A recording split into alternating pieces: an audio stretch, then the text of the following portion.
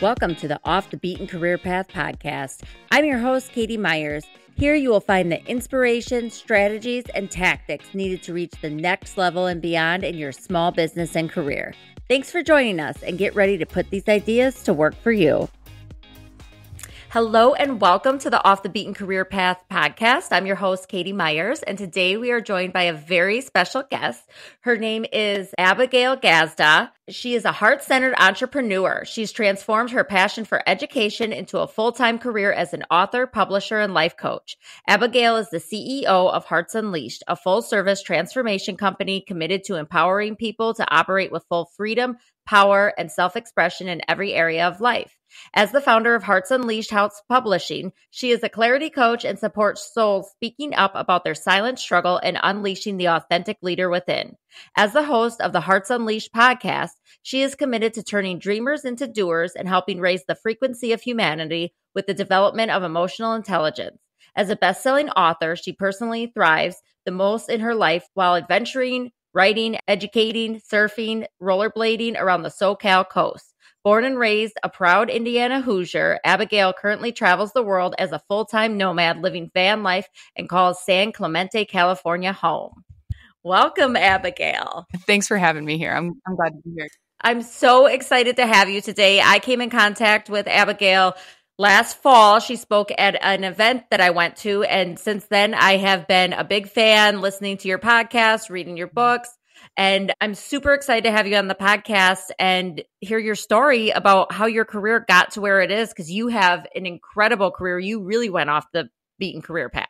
Yeah, that's for sure. And I love the title of this podcast. Hearts Unleashed, the podcast too, is very similar. You paving your own way, going off the trail. And so I'm so glad to be here because I just know your audience has an open heart, an open ear, an open mind, and is really looking to go off the beaten path. So I'm glad to be here.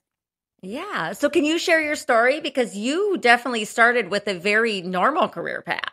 Yeah, I joke about this sometimes. Like, I've been an entrepreneur from the womb. I can't drive past an empty building without thinking of what I can put in it. There's just this burn in me. I was selling t-shirts in high school, and my grandmother, she was a florist in Whiting, Indiana, in our hometown, and, raised in the shop and helping and pricing things or, using the hot glue gun. And so it was just instilled very early. My dad's an entrepreneur. It's something I've been around and it's very normal. But also, I was born and raised an athlete. And so athletics was really important to me. And so was teaching gym. I went to college to get my education degree. So I have my degree in physical education and health and also in special education. So I am really passionate about that. And then when I got into my career as an educator, I realized very quickly I didn't love the education system. I was very disenchanted with the education system.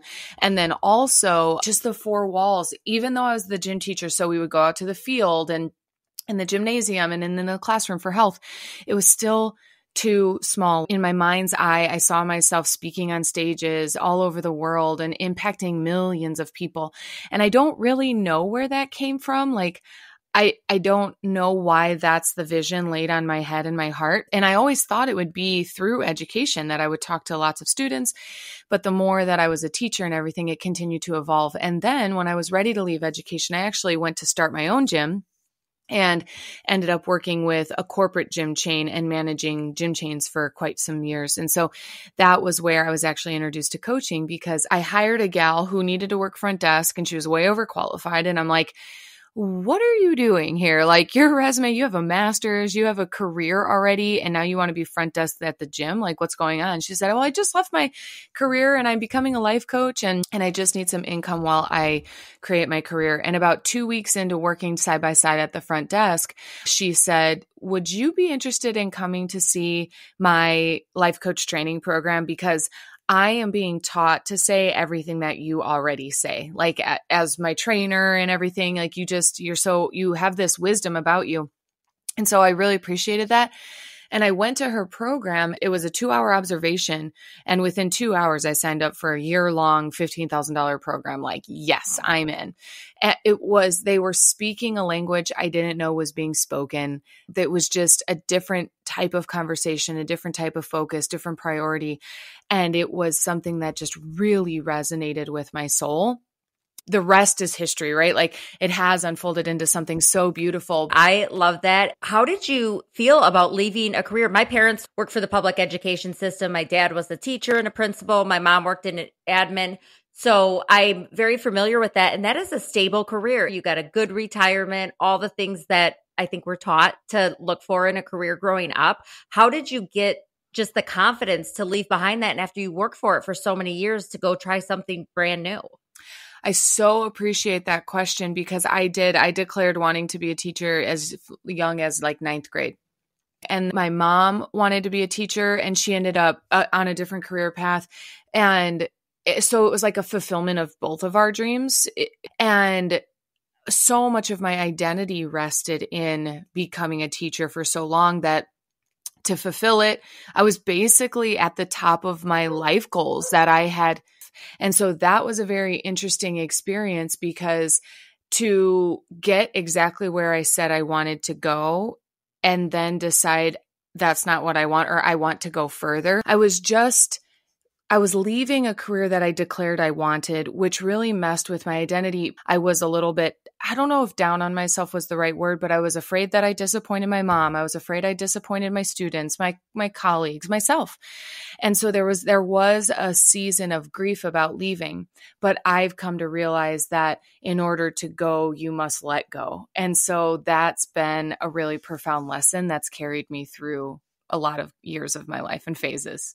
Yeah, I think so too. And as someone who's also changed careers several times, I think that that's really important. In order to go, you got to let go. Your business now, you do a lot of different things. You write, you're an author, you help other people bring their dreams of being an author to life, and you do the life coaching, the podcast.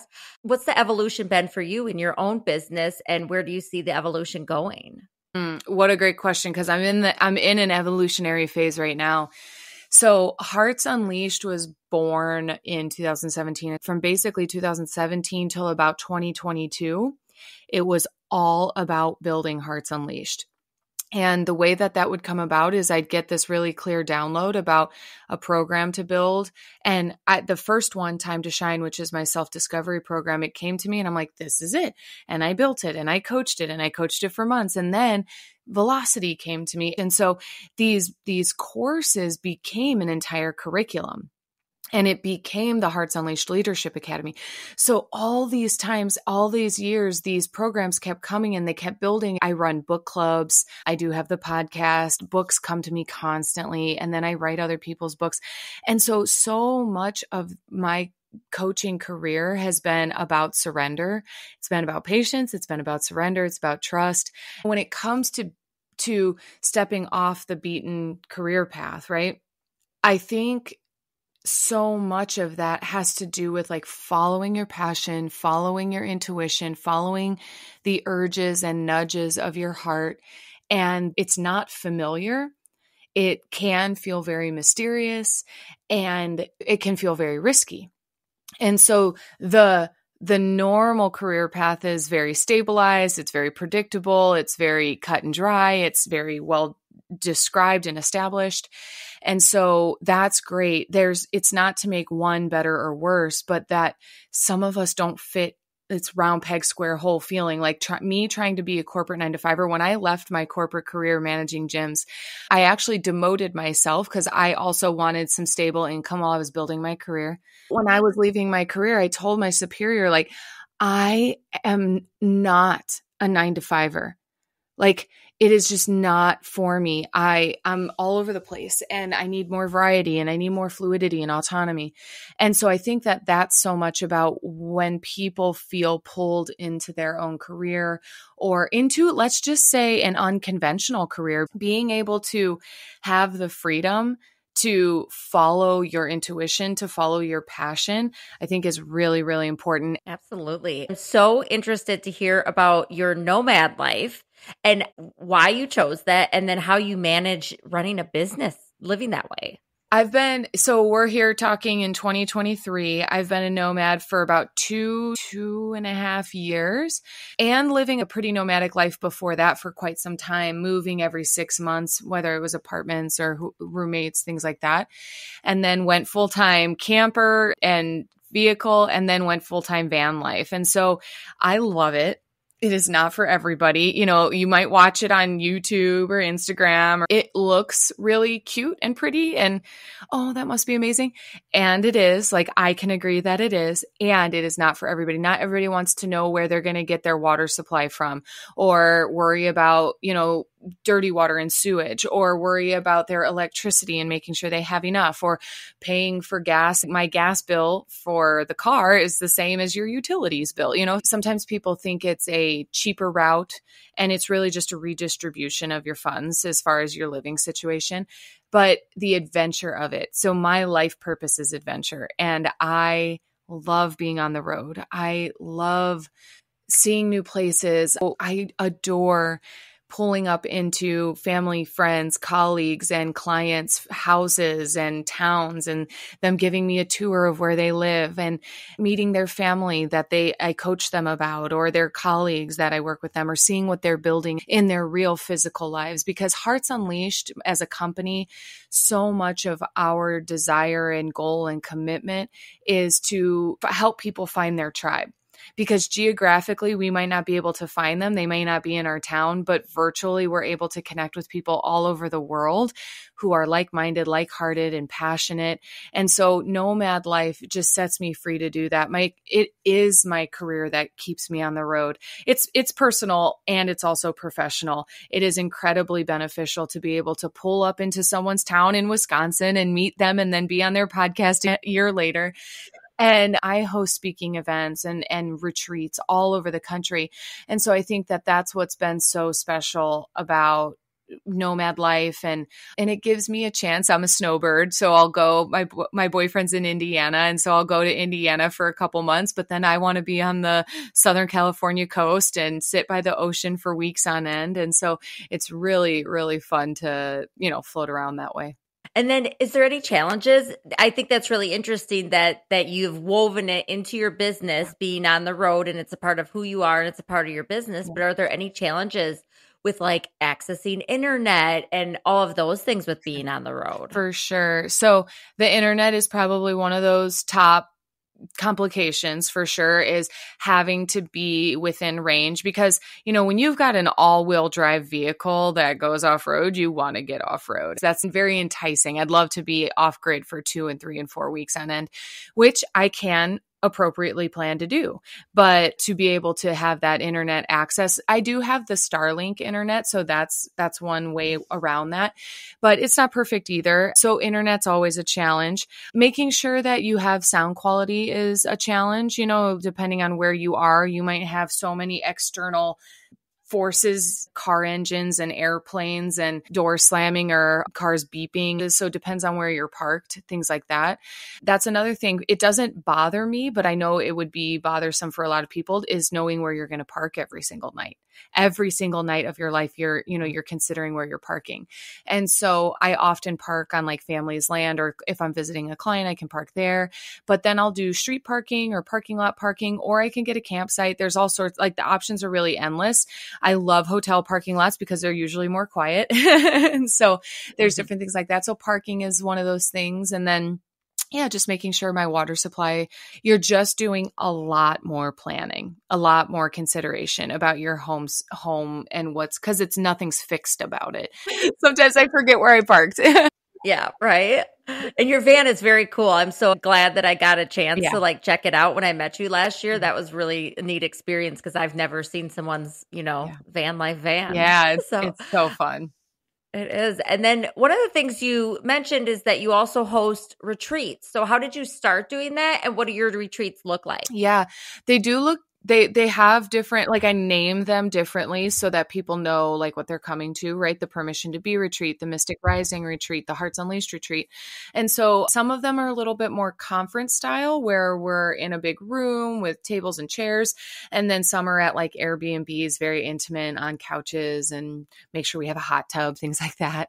One of the first programs I offered in Hearts Unleashed and as a coach is book clubs. When I wrote my first book, I hosted a book club so you could read the book with the author. I still do that. I'm starting one in October and I host a couple a year. And that then I started hosting more and more book clubs, and it was with people all over the country. And it was just an obvious choice to host an in-person retreat. So all of the book club participants could meet in person and hug. And then I could host a self-development retreat around that. And so that was how it started. And then it became big enough to open to the public. And so it's just constantly evolved. And then I didn't fully answer your question before, like Hearts Unleashed became built. It like reached its pinnacle in 2022. And then my mystic guide, spiritual nature type leadership and coaching has taken precedence. And that's been a very interesting thing too, because like I just hosted a retreat in Sedona and it was much more to nurture spiritual leaders. It wasn't very career oriented and it wasn't very like company or CEO oriented as much as it was that spiritual emotional leadership. So it's just been, I'm just like, again, following that flow. I love that. And so you said that you host the book clubs with the authors. Can you tell me more about that? I saw that you had just posted recently on Facebook about an upcoming book club, but that's so cool. Tell me all about that. Yeah. So as the author of 3 books, I definitely host book clubs on my book. And then I'm a publisher as well. I think you mentioned that. I help people get their books out into the world. And so when an author wants to run a book club with their book, they can do that through the Hearts Unleashed program. So we run a 6-week program where readers read the book with the author and they're asking questions directly to them. But also our book clubs are, I call them a book club, but deeply it's a self-development program. It's really about the reader and what they're getting out of the book, and that the author is one of the best people to guide them through the journey that their book is taking them through. So, you know, Coach Tamara Fogel takes people through her book. I Am Enough Because I Say I Am. Sammy Vitale, Catherine Plazinski has a book on grief that she's taken people through. So it's really profound to do that. And then I just started branching out with other books as well. That's such a great idea. So you help people publish their books as well. So can you tell me like what that process is like to publish a book with you? Yeah, I love helping people publish their books. And through the evolution of it, I've learned which parts I like and which parts I don't like, because I really love the production end, meaning editing, layout, getting it up on on for sale and launching it with people. And then I don't strongly lean towards author representation. So I love to mentor an author and teach them how to market and all of that. I wrote my first book in 2017. I am published with Pina Publishing, who I love and adore. My publisher, Jeannie, has been such a supportive mentor in my life. And I wrote my first book, and then I wrote the next book, and I ghost wrote 3 books. And I was in the industry to where I really understood the process, that it's just something that comes so second nature to me, the process of publishing a book. I was referring authors to Jeannie with Pina and a couple other publishers. And I was kind of inundating them with leads with new authors, because new authors were just showing up in my life. I had finally been making enough referrals that it was like, enough, it's time to just help these people, especially because I was the one mentoring them all the way through writing their book. It really just became a natural evolution to publish their books. I am very thorough about interviewing my authors nowadays, because not everyone's a good fit. I can help someone publish their book in my sleep. That's not the question. It's, what do you want your book to do? What do you want to do as an author? Where do you see yourself going? Like, I want to make sure the frequency between me and an author is on par before I'm just like, yeah, I'll publish, and I am not genre specific. Like, I have fictional narratives at the middle school level.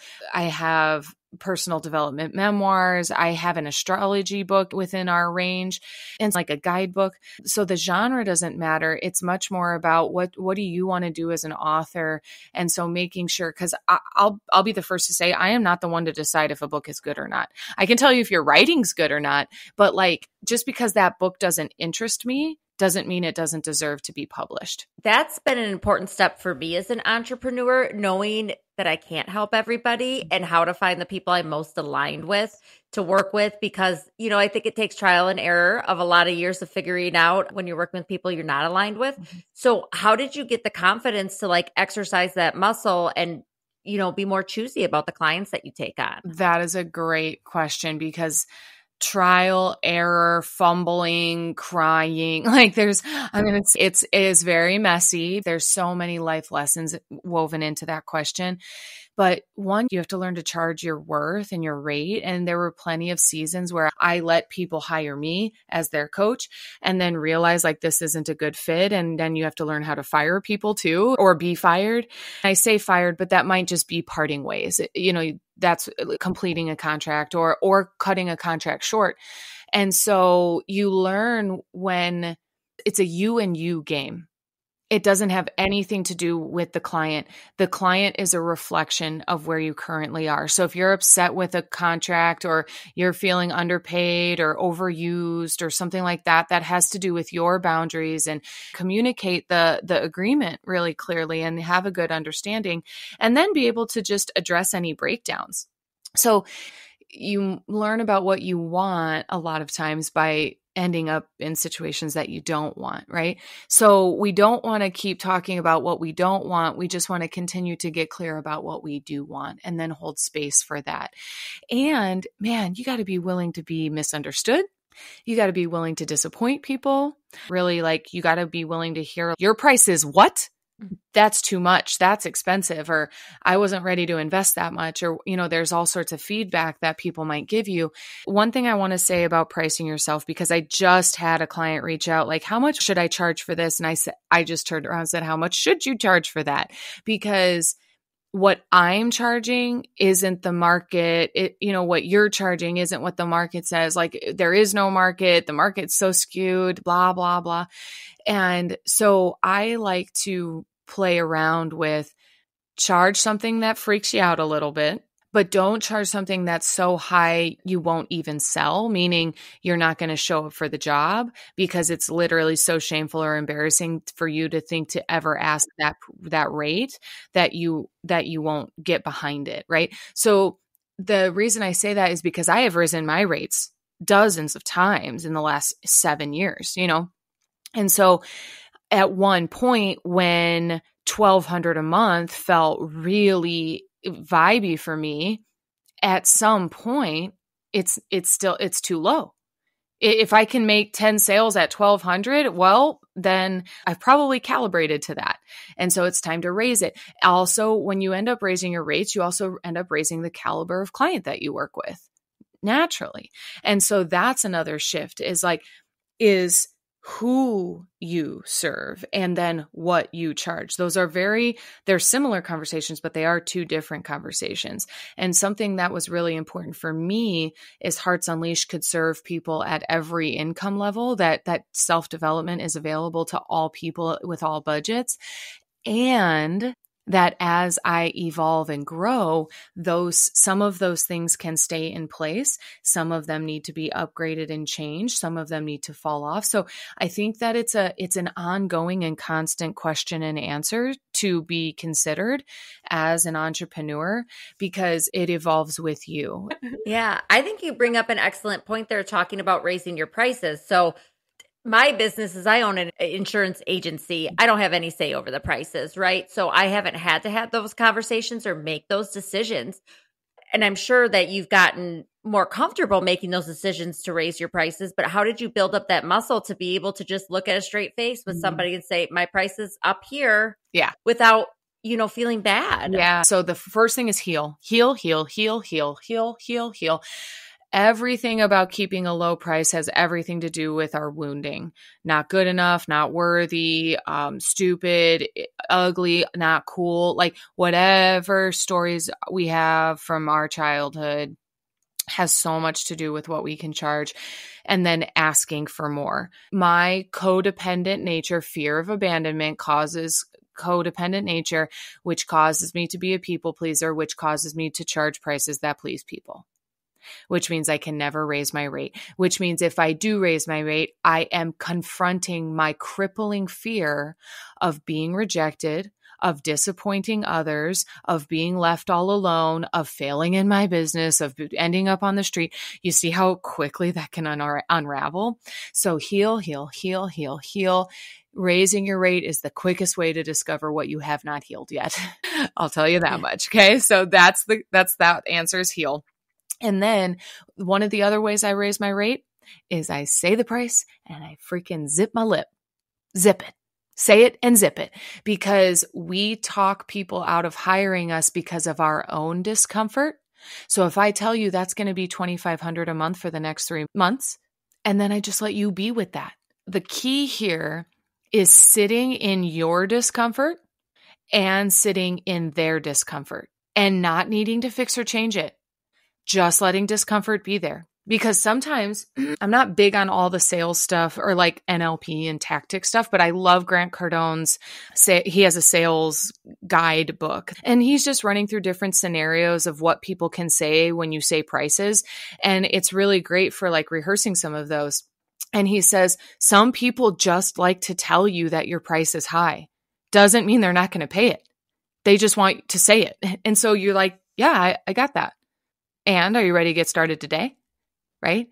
And they say, no. And then you just get to deal with objections. So that's one last thing I want to say is objections are not rejection. Objections are objections, and quit taking them personally. Go ahead. As I run a sales organization, and everything you're saying, I completely resonate with. And one of the biggest things we talk about in my business is don't think out of your own pocketbook. You know what I like? Just because that seems like a lot for you, it might not be a lot for the person sitting across from you, or their pain point around whatever you're presenting, whatever product it is you're trying to sell. Their pain might be big enough that they're willing to make that jump. You just got to zip it. I love that. You need to be doing corporate sales training too. Maybe that's the next step. Thank you. There's so much to be talked about in sales, because it's a fascinating thing, and it's an emotional journey. So much of the hot stuff that you're going to see is like 5 steps to this and three keys to that. And it's like, cool, but it doesn't cover the emotional turmoil you navigate as you grow, as you publish, as you put yourself out there. That's where I do really well, holding space with and for people to navigate the emotional journey, and to kind of point at like, this is a breakdown and breakthrough that you're headed directly towards. You know, you might smash your face against it, because, you know, God bless these authors. They're like, they call me, and it's like, normal. What you feel is normal. What you're experiencing is normal. Or you get it. You know, one of your teammates is going through a sales call, and they call you after, and they're like, that was freaking terrible. And you're like, congratulations on your terrible sales call and working it out, you know? Or again, it's all the levels of discomfort that we have to navigate to get where we're going. It is one of my favorite books. I don't know who the author is, but it's called Go for No. Have you ever read that? No, I've heard of it, and definitely familiar with the concept. Yeah. It's like, it takes like 3 hours to read, but I was required my first job in the insurance industry to read it. And it's just every no gets you closer to a yes. I am a natural born salesperson. I love sales. It took me many years before I figured out that that's really what I wanted to do. But sales is everything. And I've seen a lot of people that I've met, you know, through networking, friends that have life coaching businesses or other solopreneur businesses that they're trying to get going, but they have such an aversion to the sales piece of it. And it seems like you are a natural at it, and you really got that piece dialed in and understand it. So do you run all of these businesses and everything by yourself, or do you have a team of like 100? What do you do? How are you making it happen? I have a team of like 6. I have a client relations director, and then I have a team of support coaches within the business. There was definitely a season of my life where I had like 40 clients a week and couldn't breathe and was like, oh my God. And so we as a team can support this group more fundamentally. And so the book clubs were so efficient, and I wanted more book clubs for more people. We had more interest, more people were coming in, and it was beautiful, and we kept growing. And so we have that. And especially, here's something that I really want to say that has been such a priority and value to me is I, Abigail Gazda, am not Hearts Unleashed. Hearts Unleashed is plural, hearts. And so I wanted to have multiple coaches on staff so that everybody in our client base could choose. I don't want to work with Abigail. I want to work with Erin. I want to work with Amber. I want to work with Aviance. And that way they were getting a variety of coaching styles, a variety of focus points. Like Coach Michelle is a financial coach. And so she can work with people on their budget, and I can too, but she's just got this flow in it. And so it was really beautiful to be able to have a different offering of coaches and a variety, especially in the Hearts Unleashed Leadership Academy. We had different people presenting, different people running book clubs. So it was just really valuable to have that. So I have a team, I have support, and I hire support. I love to have different people, as I do not edit. I hate editing. So like my podcast, I pay Chance, our wonderful editor. He's always been and he edits my audiobooks. And then Daquan, we have a full team of contractors. So it really is a development over years and years. That wasn't an easy transition at the start, because I had this I would call it a little bit of a control freak thing, of like, I can't hand this off. This is my baby. So I was so protective of my idea and my company that delegating definitely grew me, because I had to practice trust and surrender and all of those things. That is one of the hardest things, especially when you're leading the team. I have a team of, mine are employees, but I have a team of 6 as well. And in this past year, I have really gone hard at delegating, getting things off my plate, because I know that's the only way the business is going to grow, is if I have the time to grow it. Right. But it is such a difficult thing to get comfortable with letting other people do things for you. How did you get comfortable doing that? And what are some of the lessons you learned while you were doing that? Yeah, the main lesson is done is better than perfect. That's what I had to tell myself, because does Jill do things the way I would do it all the time? No. Does, Erin do everything the way I would do it? No. And that it's okay. So I got to deprogram my perfectionist. That was a big one, right? Is that the people are still being served. And also though, I do have a certain standard of quality, that's for darn sure. We're not going to just let this be a free for all or a hot mess. But at the same time, everybody is totally capable. And I think that was a really important lesson too, is treating people as capable, trusting that they can do what they need to do and that they can ask for help, or that I can coach them. And I think that was a big, for the control freak, the one who wants to do it all, spending 2 to 3 hours training someone to do something can save me 2,000 to 3,000 hours of doing it myself. And so I am all for very thorough training and detailed orientations to empower somebody to take on a task. So it's not just a handoff. It's a sit with, it's a done with you, it's repetition, it's very redundant. And then that person has the freedom and range of motion to sprint. And I also just love hiring people who have their natural energy and creativity. So I'm hiring go-getters or working with go-getters who I also trust. And then if I have a very specific need, I'm going to hire a very specific person so that it's not something I have to think about.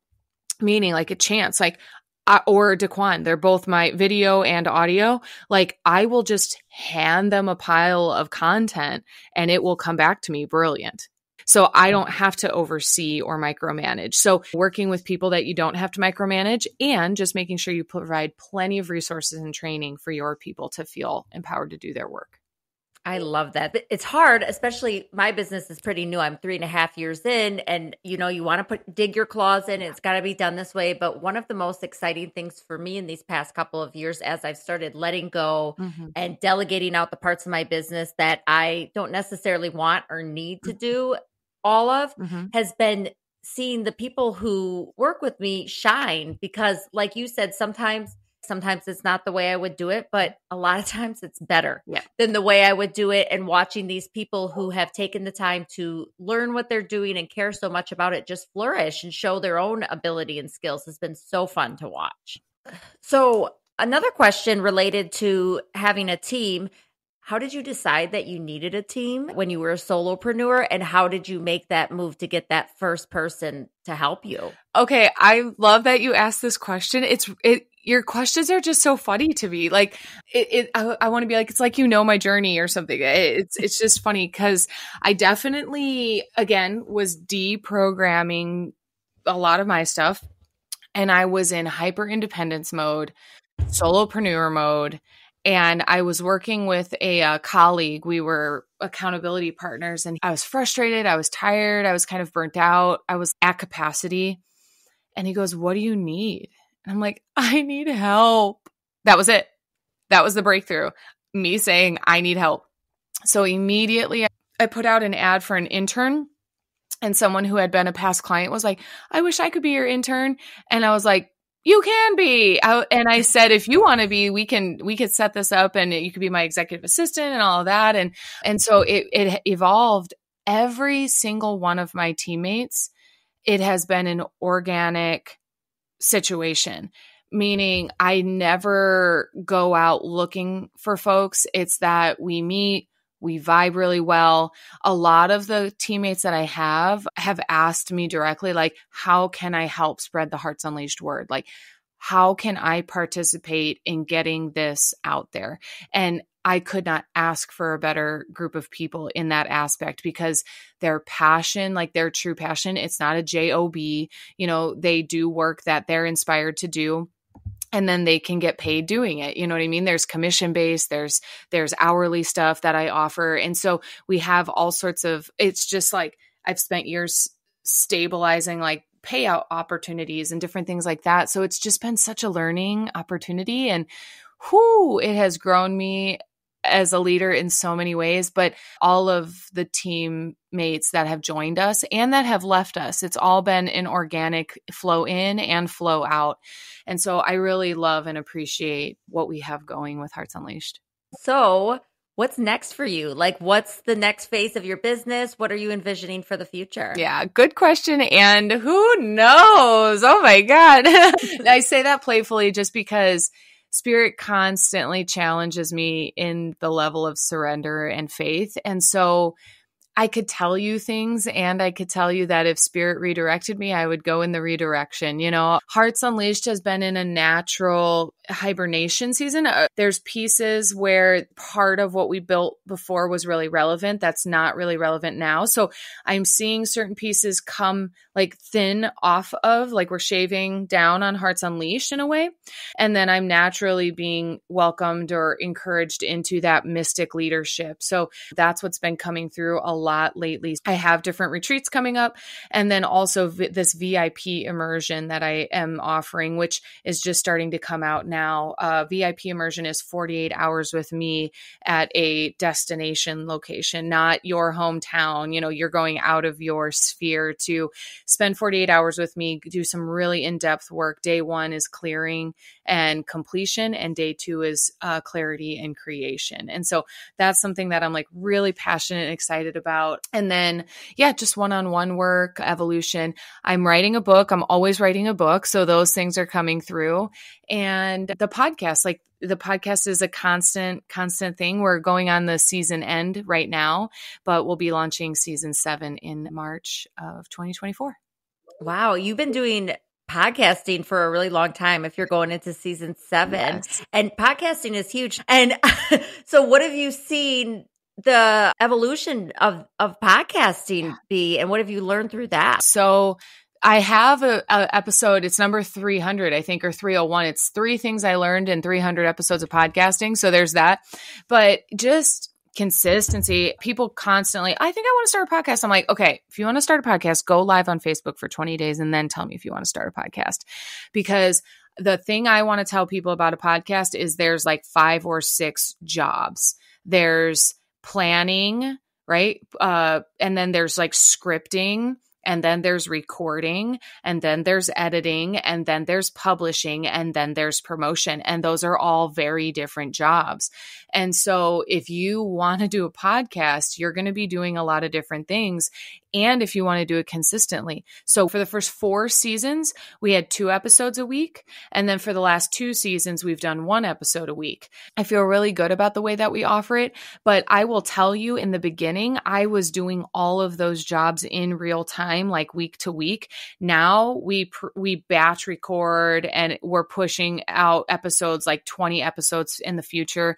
And so it's like, just learning the ebbs and the flows of content management. That's really the answer. Content creation, scheduling, being responsible. Yeah.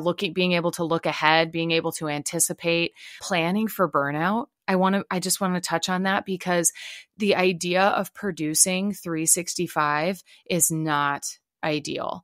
And so I've come up with my output season. This is me personally. February through about end of October, a little into November, is my energetic output season, whether that's content, sales, all those things. And then for me, I take my energy back in November, December, January, February, and I'm in sort of a inhale season where I'm breathing in and I'm restoring. And then I can be really passionate about the content I put out. And so, yeah, it's just an ebb and flow that I've created that works for me. So, but it is definitely, the podcast caused that awareness, because I did think I would just publish all year, every year. Yeah. Yeah. Did you, is the podcast used as a more of a marketing tool to advertise Hearts Unleashed, or is the podcast taking on a life of its own and like a business entity of its own in your business? It's definitely interwoven. So I would say there is the marketing aspect. It's an emotional intelligence podcast. So it really is like, I want to talk about what I want to talk about. I interview other people who are living their heart unleashed in order to inspire those who want to do the same. But then I name those episodes as specifically as possible to help people. Like, one is how to apologize, right? Or 2 factors to forgiveness, or I have episodes on journaling. And so they're meant to be really tangible, meaning they're 15-minute fill-ups where you listen and you can apply that to your life to improve the quality and direction and trajectory of your life. I love that. Yeah. As we wrap up here, is there anything else that you want to share with our listeners about any programs you have coming out or anything like that? I just want to say that I so appreciate you. This is one of the best interviews I've ever done. Like I hands down, you have great questions, active listening. And like, that's important, because I feel like we drained the well. You asked so many questions that I got to share so much. I just want to say to our listeners, like, especially if you're all the way at the end of this interview, like, thank you for sticking around. Thank you for being here. And I just want to encourage people, like, you can be the version of success that you see in your mind's eye, that you sense deep within your heart and soul. Like, I feared having to become different or be like someone or something to be considered successful and valid. And the more I've embraced and accepted myself, the more expressed I am, the more fun I'm having, and I get to enjoy my success more. Oh, I love that. Well, thank you so much for your time, Abigail. It was wonderful to chat with you today. Thank you. Off the Beaten Career Path podcast is a Lit Path Studios production and is produced by Jamie Gale and Katie Myers. Music is by Sasha Gray and Pond 5. If you enjoyed today's show, please leave us a review and share it to your social media. Remember, your career path is up to you to create. Keep exploring, keep pushing boundaries, and keep blazing your own trail.